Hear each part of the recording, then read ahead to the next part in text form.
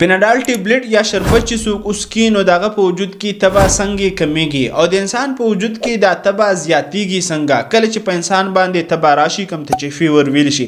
نو د ټولو ناول کله چې انسان ته فیور راشي تبه راشي د څه وجوهاتو نو د انسان په مغزو کې یوه حصه ده کوم ته چې هایپوتلمس ویل شي.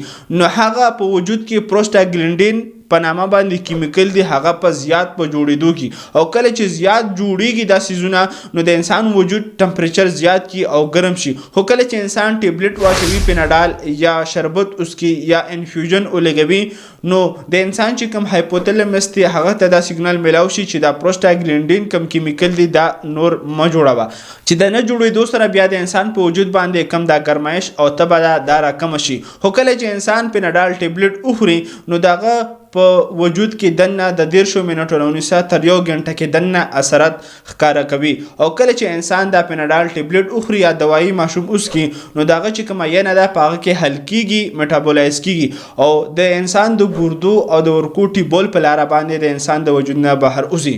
نو کچېرې تاسو هر قسم رائے یا کوېسچن په کمنټ کې پرېښودلی شئ او دغه شان میډیکل انفارمیشن لپاره زموږ سره اوسئ. شکریہ. الله حافظ.